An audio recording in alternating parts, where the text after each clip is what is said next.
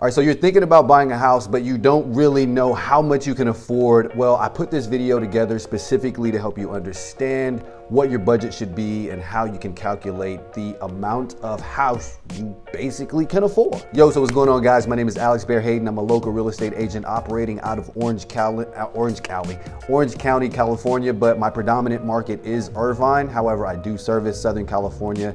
I work with veterans out there, and Ventura County. I work with active duty military and veterans out there as well. I put this video together to help you guys along the way of your home buying journey. So I hope the information in this is valuable to you. And if it is, please like the content, share your boy's content, right? Make your boy more popular.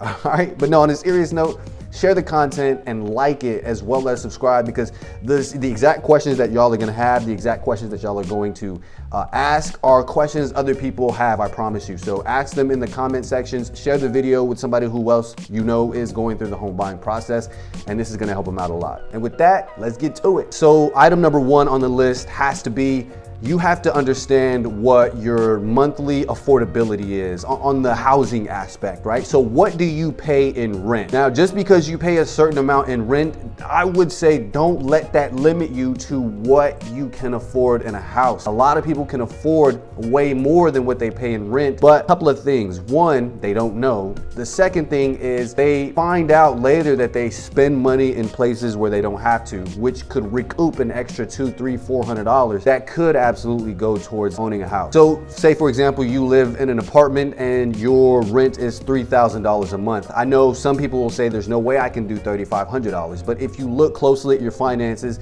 if you have somebody take a look at your finances with you, you'll quickly understand that affording a $3,500 house is actually doable, especially when you take the approach that I take and that I teach people about, which I'm going to put a link in the video talking about house hacking. When you take this approach, then you are more than able to be able to pay for your mortgage, specifically because, again, if your mortgage is $4,000, if you move in two roommates, then off rip your mortgage goes from $4,000 to $2,000. Well, your mortgage is still $4,000, but you are coming out of pocket only $2,000 because you have two roommates paying for that. But that's a different video. That's not what this is about. The second item on the list will be, you have to understand what your down payment is going to be. So again, understanding what your monthly payment is one. This is number two, because when you understand what you can afford on a monthly basis, then you can understand, all right, how much money do I need to put down? And what caliber house should I be shopping for? So if you can afford a $4,000 a month house, what does the down payment have to be for you in order to acquire like a $800, $900 or $1 million house? So when you understand the down payment you're going to put down, you understand how much you can afford, and you also understand what your monthly payment is going to be. Another thing about the down payment, what you should consider is, a lot of people come in with 20% down. That's very typical. But if you don't have 20% to put down on a $1 million house, then you can come to the table with 10%, which will still land you in a conventional loan. You can also come to the table with 5% or 3.5%. Now, the thing about coming to the table with lower percents down is they typically come with something that's called PMI, which is private mortgage insurance. And all this is you're paying a couple $100 a month, and this is insurance. So that the bank says, okay, if this person defaults on their house, government, you got me, right? Like you got the crib, and the government says, yes, if they default on the house, whatever is left on the mortgage, the government will take over, basically pay out the lender, whoever they are. But coming down with 3.5% is very beneficial, especially with a lot of people, or a lot of Americans who don't have the ability, who don't have the means, who can't afford to put 20% down, 10% down on a home. 3.5% is a much better pill to swallow. But if you are a veteran, and if you watch my recent videos, I'm gonna point up here. If you watch my other video talking about the Bank of America home loan program, that if you are a veteran or active duty military member, then you actually can get into a property with zero money down, right? And that's another video that I'm gonna link in here as well.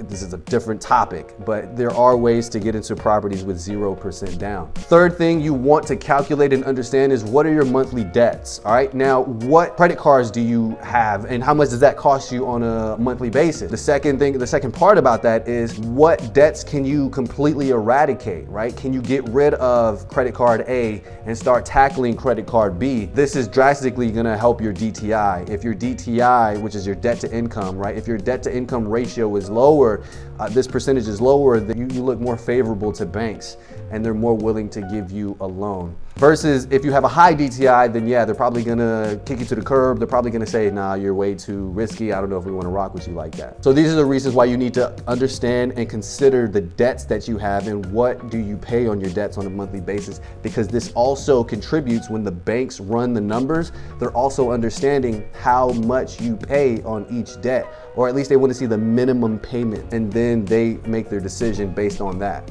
Fourth thing you wanna do is get pre-approved. The reason why I say you want to get pre-approved and why this is number 4, because it's going to make your life a whole lot easier. What you don't want to do is go to a realtor and say, yo, I think, we could probably swing, like a $1.25 million house. Like, I think my budget is actually $7,000. That's what I want to spend on a house. Where I live right now, my rent is $7,000. I know I can do $7,500. I've got extra money set aside. However, if you have the bank run the numbers and they say, well, actually, you can only afford $6,000 based on all of your liabilities, then these things are going to factor into the price of home that you can actually afford. So again, fourth thing on the list, you want to get pre-approved. You don't want to start sending houses to realtors or start looking at houses with realtors when you don't even know exactly what your price point is. And another thing is, if you are pre-approved for 1.25, but you're only looking at houses that are 800 grand, then you're gonna be,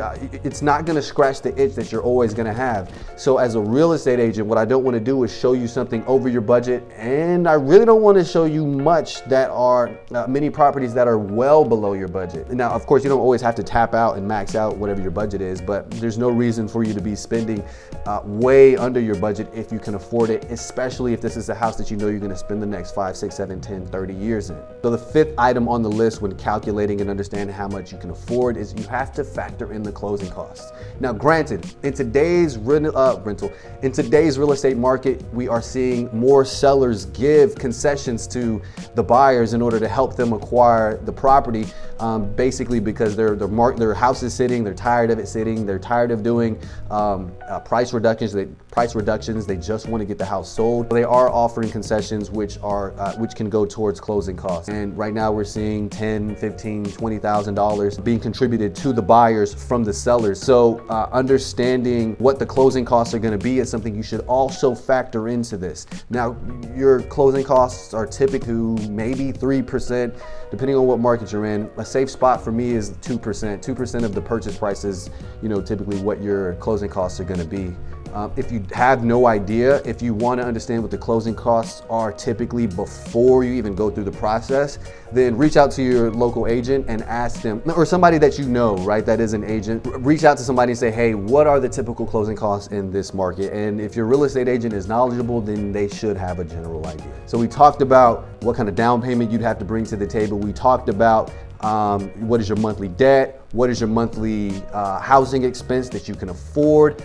We talked about all of these things, and if it made sense, cool, right? Just hit the like button, don't do nothing else. If it doesn't make sense, or if it didn't make sense, or if I left something out, feel free to drop a comment in the comment section, and I'm happily going to address the comment as such. With that being said, that's all I got for y'all today. Catch y'all on the next one.